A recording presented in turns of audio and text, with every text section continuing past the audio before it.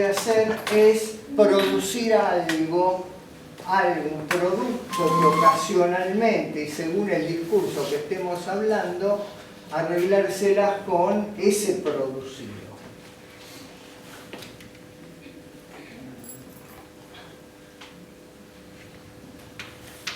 Si se entendió esto, entonces pasamos al otro tema, que es cómo rellenar, porque este es el marco, la estructura, y esto se rellena con 4 letras. Las 4 letras, me gustaría hacerlo así.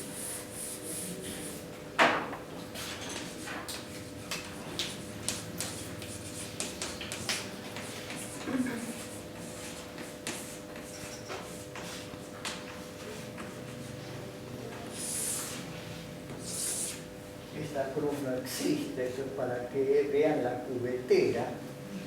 Entonces, si en el lugar de la gente escribimos el S1, en el lugar del otro escribimos un S2, en el lugar de la verdad escribimos un sujeto tachado y en el lugar de la producción escribimos una minúscula, tenemos la fórmula del llamado discurso del amo.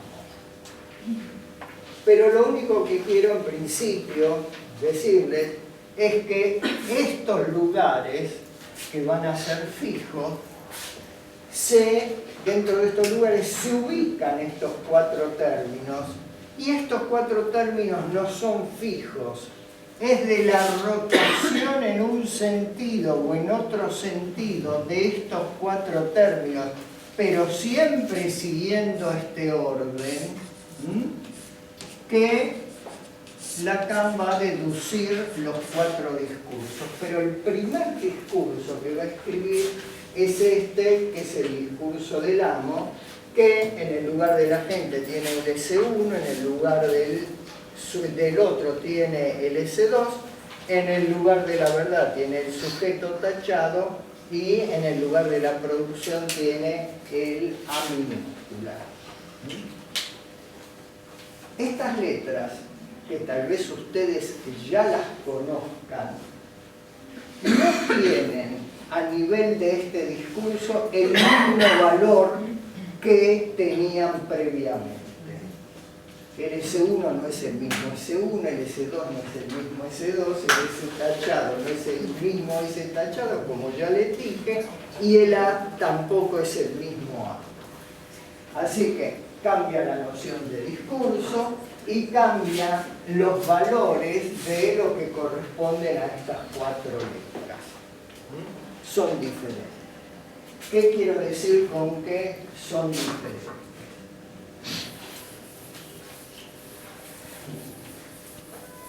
Antes hablamos de estructura del lenguaje.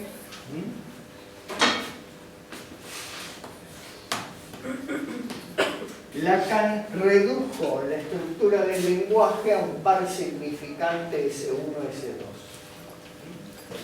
Es decir, mínima estructura, 2 significantes. Más mínima, podríamos decir que sería el significante y su falta de significante. Sí, bastaría con poner un S1 y un casillero vacío acá. Pero tenemos siempre estos dos.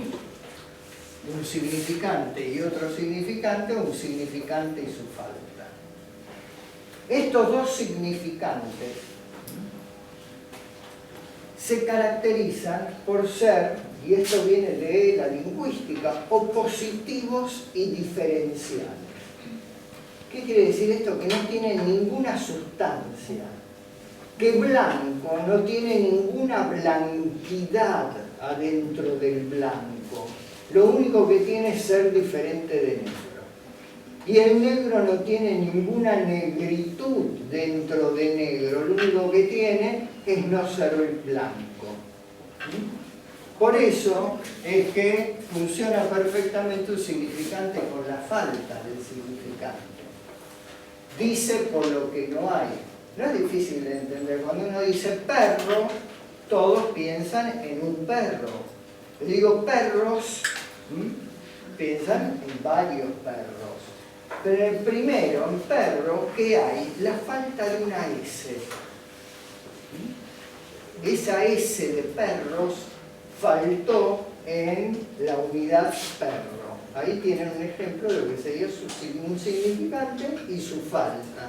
Y cómo producen esos efectos de significación, porque el S2 retorna sobre el S1 y entonces se produce un efecto de significación o significado.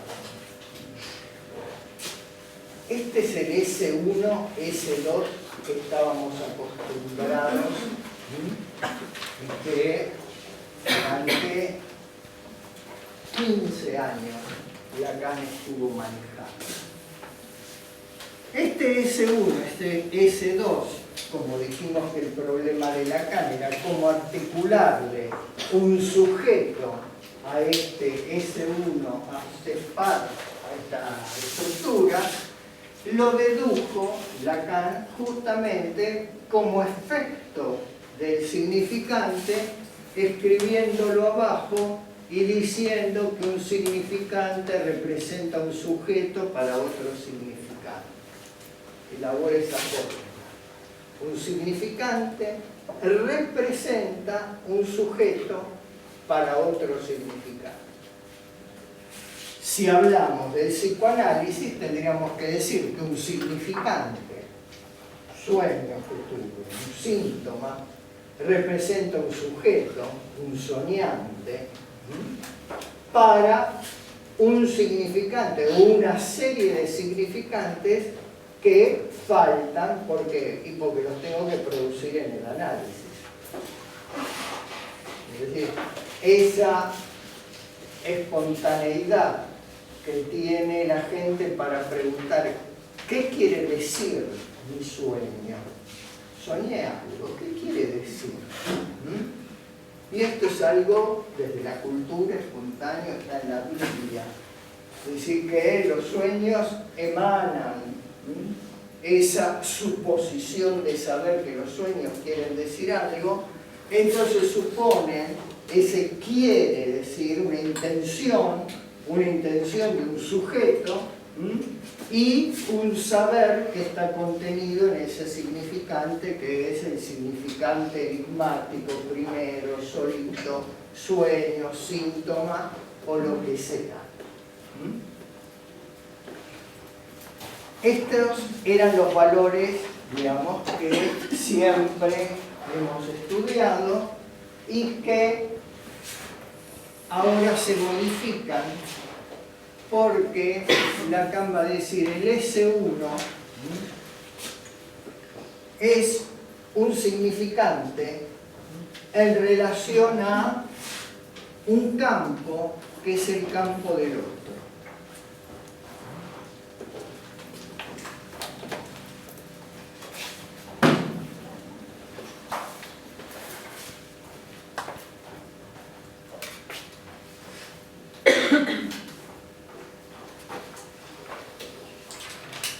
Este otro no es un significante más. Este otro es una red de significantes. Por ejemplo, en la versión anterior podríamos decir mi sueño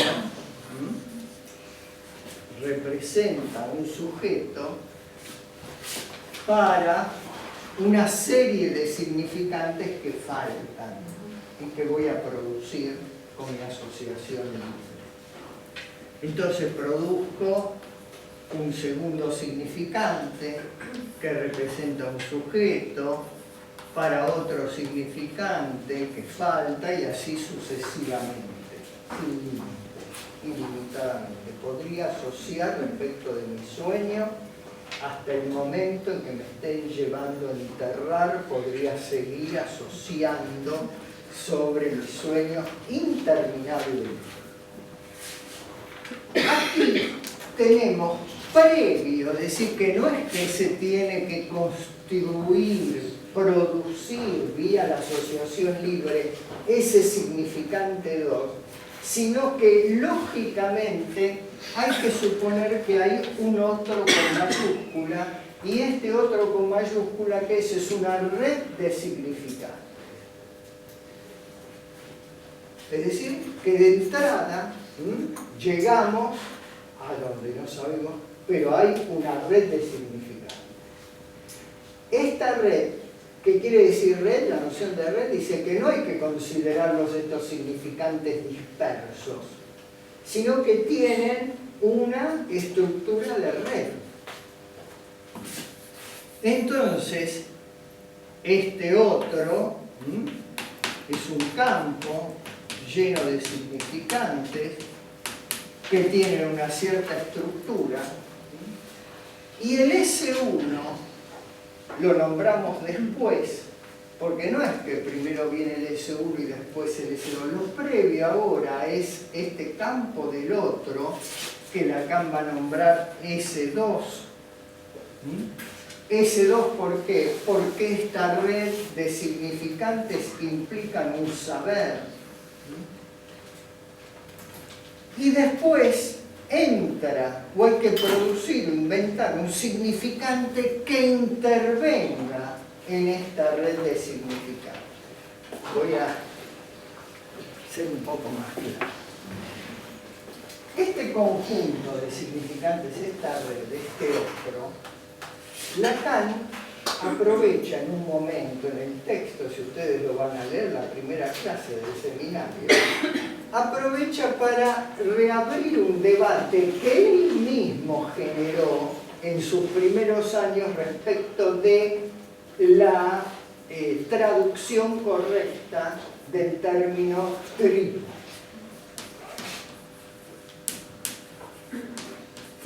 El término tribu, pulsión, pasó a llamarse pulsión a partir de la insistencia de Lacan de criticar el término instinto.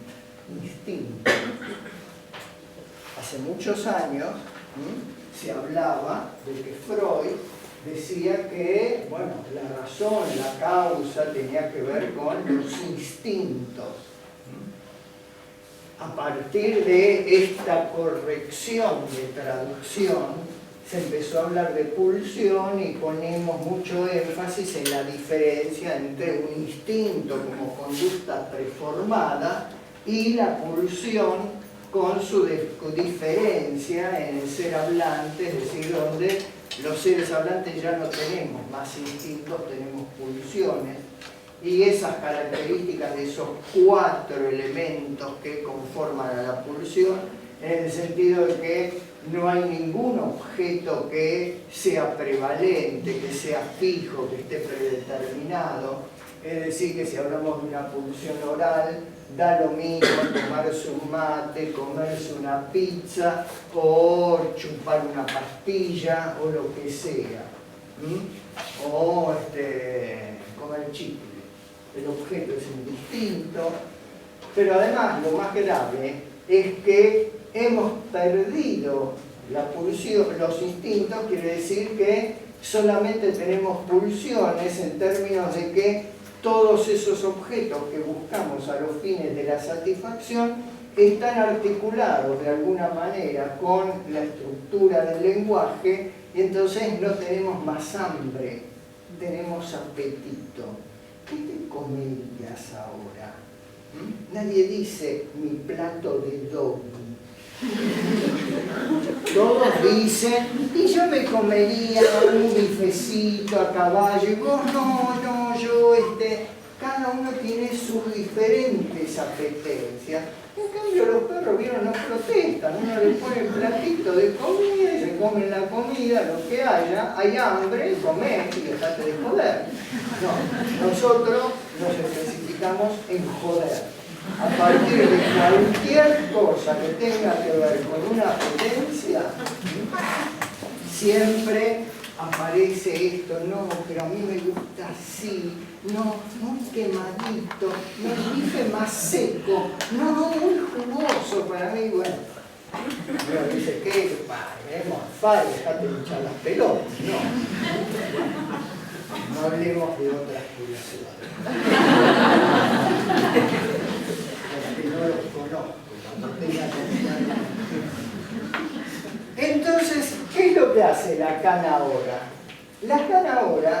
se va a contradecir a sí mismo. Va a decir, volvamos al término de pulsión. Pero nos perdimos la cuestión del instinto. ¿Qué era el instinto? El instinto era un saber, es un saber. Cuando uno ve una criatura recién nacida de un animal que apenas puede pararse, que se para y va directo a la teta de la madre, uno dice, ¿cómo sabía que tenía que ir ahí a la teta a agarrar eso y no agarró, qué sé yo, un cacho de trapo que había ahí al costado? Es decir, todos reconocemos, es fácil entender, que es un saber, un instinto, ¿no? Un saber que, por cierto, no es consciente, que no le podemos suponer ningún sujeto. No es que el cachorro se despertó y dijo, tengo hambre, voy a ir a tomar la teta porque es la hora. No, va directamente y bueno, también vemos cómo los animales saben hacer todo tipo de necesidades en el lugar pertinente. Hay un saber, nadie podría discutir que eso es un saber. ¿Qué es un saber sin sujeto? También estamos de acuerdo. Bueno, no le podemos atribuir ningún tipo de sujeto. ¿Qué es un saber que va dirigido al mantenimiento de la vida? ¿Sí? Porque siempre tiene que ver con el mantenimiento de la vida, el cuidado. Entonces, ¿por qué no entender que en el ser hablante, ahora sí, con sus pulsiones, esas pulsiones también son un saber? Son un saber sin sujeto, igual que los instintos. Pero en tanto están determinados desde los significantes, en lugar de dirigirse hacia el mantenimiento de la vida, se dirigen hacia algo que encontró Freud que él le tuvo que llamar pulsión de muerte.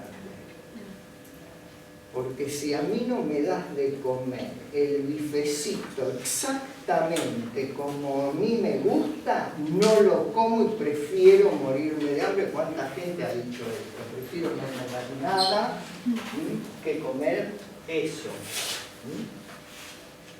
Es decir, que estas pulsiones también podemos pensarlas como un saber, en términos que un saber es un conjunto de significantes, pero un conjunto de significantes, en tanto articulados desde el lenguaje, no articulan un cuidado de la vida, no están en la vía de la protección, sino que sabemos que en última instancia, si esto tiene que ver con algún goce, va a ser un goce mortífero. Como dice Freud, sin cortocircuitos. Porque alguien podría decir, bueno, pero si en última instancia el goce es la muerte, la pulsión nos lleva en esa pulsión al exterminio, al volver a lo inanimado, ¿por qué no? Acá estamos en un ras de tierra, pero ¿por qué no nos vamos al tercer piso y nos tiramos desde la azotea todos? No, porque cada uno va a volver al inanimado con su propio camino. Y la pulsión, que aparentemente es una pulsión de vida, lo único que hace es que ese camino hacia la muerte describa esos circuitos que van retrasando esa llegada a la muerte para que sea una llegada a su manera, a su tiempo, con un saber que está ahí prefijado a partir de estas inscripciones significantes. ¿Se entendió lo del S2 como un saber? Como un conjunto de significantes? como una red, es decir, que no es dispersa este conjunto, no es todavía el enjambre de significantes que después va a hablar, después Lacan va a decir es un enjambre, imagínense un enjambre de abeja, de pelote total, no, esto es una red, implica un saber como tal, pero es un saber sin sujeto. Y un saber sin sujeto, ¿qué va a decir? Este saber es equivalente al goce del otro, porque es un saber que lleva a gozar.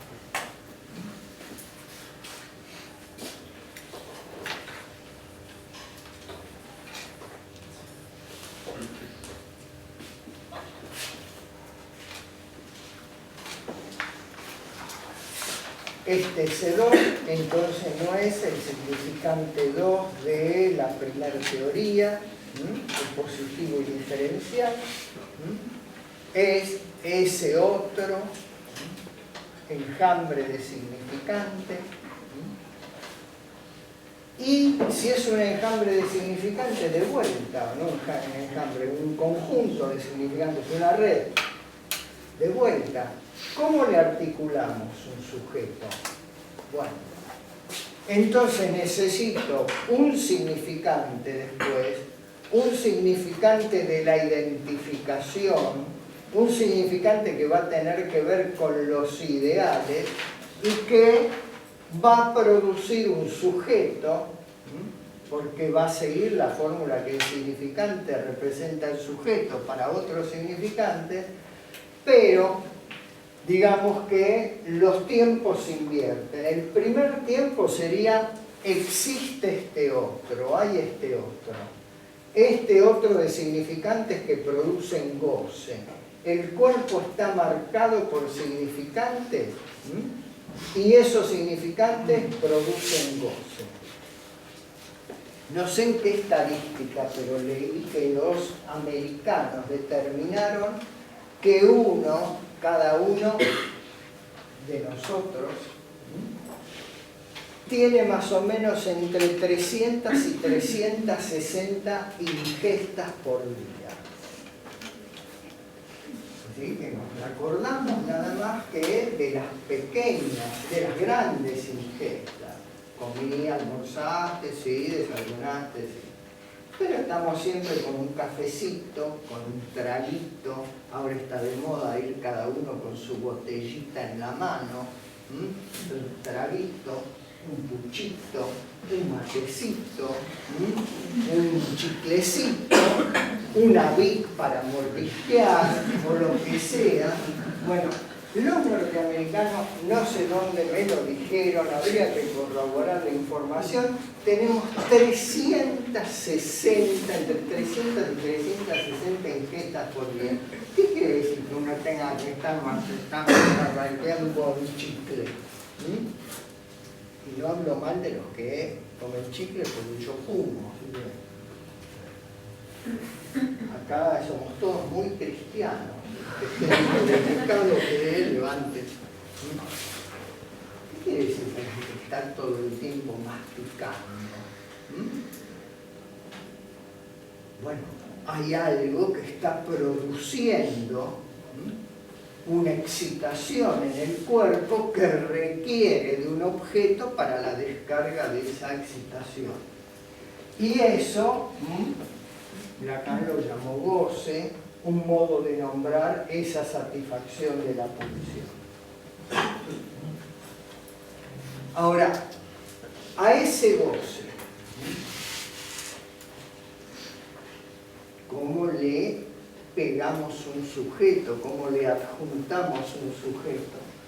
Bueno, dice entonces, en un segundo tiempo hay cierto significante, significante de la identificación, significante al cual nos identificamos, y a partir de ahí, eso representa un sujeto para los otros significantes. Entonces, sé que es un embrollo de decir no entiendo un carajo, entonces vamos al ejemplo que es el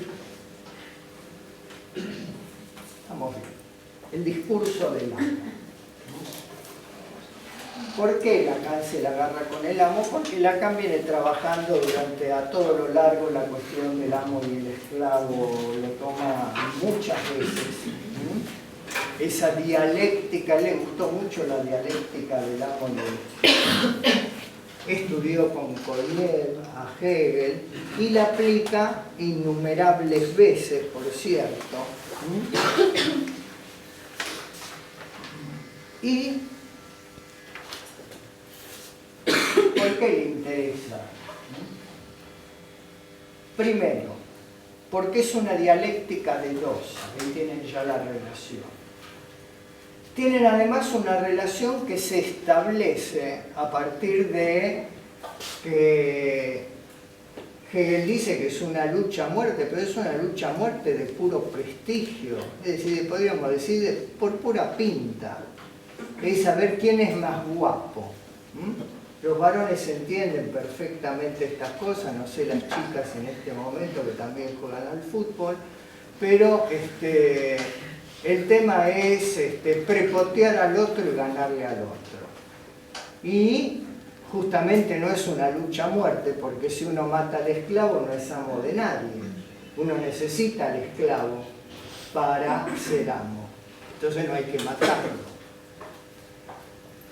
Entonces es una relación que se establece, un lazo que se establece a partir de un acto y a partir de que los dos quedan articulados en una cierta relación, una cierta posición. Esto viene desde amo y esclavo, propiamente hace referencia a la época de los amos y los esclavos, pero podríamos decir que exactamente lo mismo sucede en la actualidad, donde hay jefes y empleados, donde hay señoras de la casa y sirvientas, donde hay esposos y esposas, donde también se da la cuestión de quién tiene los pantalones en esta casa. Nunca escucharon ese debate. ¿Quién lava los platos y quién cambia los pañales? Y es una lucha permanente que se establece en el seno de las parejas, y entonces se trata de dos posiciones que Lacan toma como dos posiciones fundamentales, determinantes. Por eso va a decir que este es el discurso determinante. Por un lado tiene que haber alguien de amo, del lado del amo, y por otro lado tiene que haber alguien del lado del esclavo. Y si decimos que el amo es pura pinta, lo que estamos diciendo es que se consiguió, arrebató un título que lo podría tener cualquiera. Entonces se identificó a un significante y ese significante lo representa como sujeto ante el esclavo.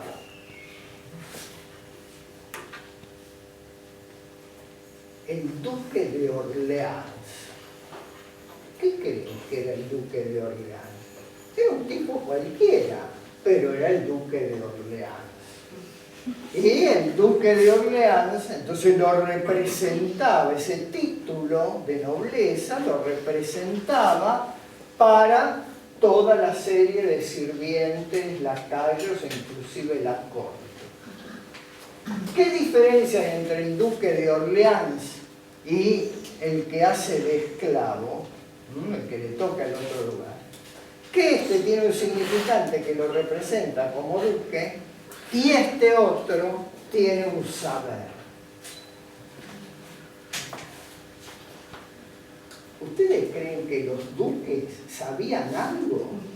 No sabían nada. Todo el saber lo tenían los laburantes. Todos esos castillos enormes que vemos cuando vamos, tenemos suerte. Digo, háganme, quiero hacer el castillo más grande que perdure por los siglos de los siglos, decía el duque, que lo único que tenía era el significante ese, el significante amo, porque era de una familia aristocrática, y había un montón de esclavos que se ponían a laburar para hacer ese castillo. ¿Ustedes creen que sabía hacer una torta? El duque, ¿no? Que sabía hacer una hamburguesa a la plancha. No sabían hacer nada. En el mejor de los casos sabían ir a la guerra. Pero, ¿y la duquesa? La duquesa sabía menos, porque ni siquiera sabía ir a la guerra. Ni siquiera criaba a los hijos. ¿Vieron las películas donde están ellas sentadas y viene la nodriza y le dice, decile buenas noches a tu mamá? Buenas noches, mamá, y se la llevaba así cualquiera. ¿No? Bueno. Entonces, el amo, lo único que tiene es un significante de la identificación. Lo que decíamos antes del sillón. El amigo que fue promovido y que ahora es jefe. O que ahora es un funcionario público. Eso, entonces, identificado a un significante que lo representa como sujeto para otro que está en el lugar de esclavo, pero que tiene el saber y este no tiene el saber. Ahora, estos que tienen el saber son los que producen esos objetos, objetos de goce. Objetos de goce, pero objetos de goce ¿para qué? Para que goce el que está en el lugar del amo. Esta estructura, la del amo y el esclavo, podríamos ponerla a funcionar a partir de la teoría freudiana del complejo de Edipo y decir que es exactamente lo mismo. El niño tiene que identificarse a las insignias del padre. Y al final del complejo de Edipo saldrá dotado de esas insignias del padre que le permitirán en su momento poder intervenir como varón o como niña, como corresponda, cuando tenga que hacer uso de eso. Entonces, digamos que el complejo de Edipo, que es un proceso, como se dice, por un lado identificatorio y por otro lado de cierta normalización o normativización de la sexualidad de los seres hablantes. ¿Y en qué consiste ese proceso? Por un lado consiste en identificaciones. ¿Qué identificación me llevo del complejo de Edipo? Entonces, me puedo adquirir esa identificación padre. Nombre del padre, estoy identificado a mi papá es el que manda, y eso me representa como sujeto ante otro a quien voy a tratar como esclavo. Haceme esto, poneme aquello. Pero la que sabe atender a los niños, la que sabe cocinar y hacer las hamburguesas es el esclavo. Supongamos que uno diga, bueno, pero el esclavo puede decir, no, momento, yo también soy un sujeto. Pero en el momento que dice, yo también soy un sujeto, cambió de lugar. Si también se considera el esclavo, ¿no? Y toda la lucha contra la esclavitud fue esa, darle estatuto de sujetos a todos los que estaban en el lugar de esclavos y que no tenían estatuto de sujetos, ningún derecho. Eran bienes del amo, los esclavos. Bueno, este modelo de amo y esclavo, pero ahora planteado como un discurso fundamental, Lacan lo fue usando en diversos momentos porque se preguntaba cuál es el enigma de que haya tantas formaciones apareadas de a dos entre ellos. ¿Vieron por la calle cuántos van de la manito? ¿Por qué van de la manito? ¿Qué tienen en esa manito? El señor con la señora, el jefe con el empleado. ¿Por qué se aparean en ese sentido? No digo apareamientos sexuales, sino se ponen de pares.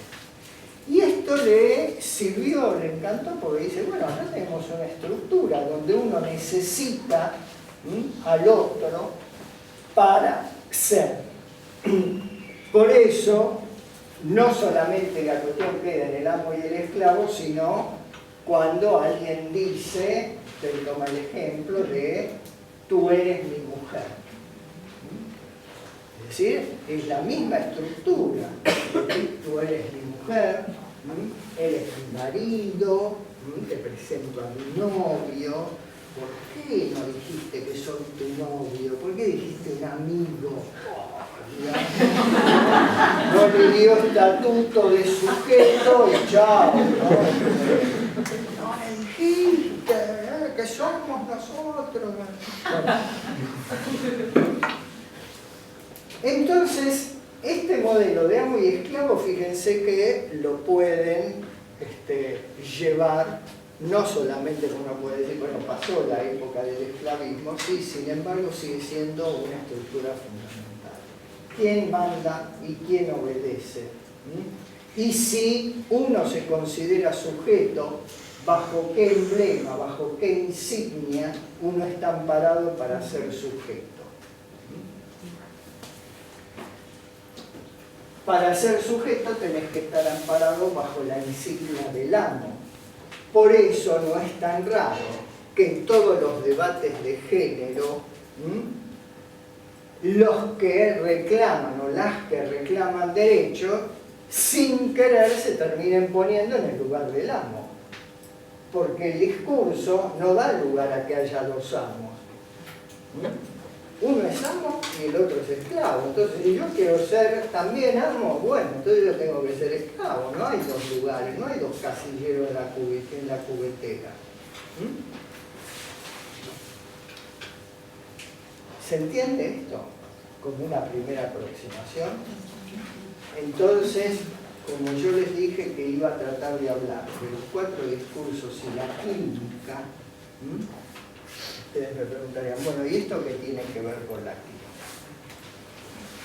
En el seminario anterior, en el seminario 16, Lacan dice que hace una teoría de las neurosis a partir del discurso del amo.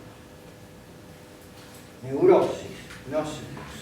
Es decir, que suponemos que se inscribió el nombre del padre, que se armó esa estructura edípica, que cada uno tiene la identificación que tiene que tener hacia el nombre del padre en su lugar. ¿Qué resulta de eso? Si funcionara como funcionaba antes de Freud el discurso del amo, porque ya el discurso del psicoanálisis se empieza a producir cuando empieza a decaer el discurso del amo. Si funcionara bien el discurso del amo, ¿qué saldría de esta máquina?